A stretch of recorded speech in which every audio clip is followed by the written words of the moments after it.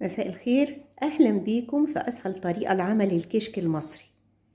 كشك المصري أو كشك ألماظ. يلا بينا نشوف هنعمله إزاي.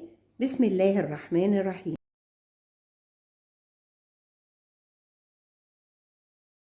في طاسة على النار هحط معاها بصلاية كبيرة مبشورة، حط معاها معلقة كبيرة من السمنة أو من الزيت أو من الزبدة.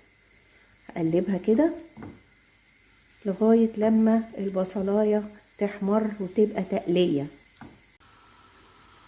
خلاص اهو البصل اتحمر وبقى تقلية في منتهى الجمال. هنطفي بقى عليه ونحطه على جنب.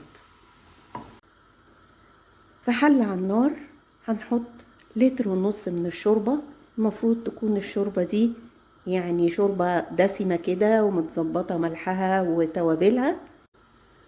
كوباية من اللبن الحليب، هحط عليهم 8 معالق كبار مهرمين من الدقيق.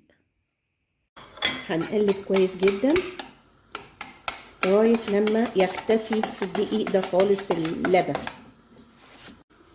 هننزل بقى باللبن الحليب اللي حطينا له الدقيق والشوربة على النار كده.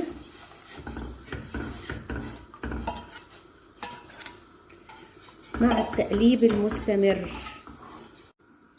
خلاص الكشك غلي اهو وتقل شوية. هنطفي عليه بقى كده شوية من التقلية كده والسمنة بتاعتها على الكشك وهنقلبه. عملنا الكشك المصري بطريقتي او كشك ألماظ زي ما بيسموه. ان شاء الله يعجبكم، وان عجبكم ما تنسوش اللايك والشير والاشتراك في القناة عشان يجيلكم كل جديد. ما تنسوش التعليقات اللي بستناها عشان اعرف رأيكم في اللي انا بعمله.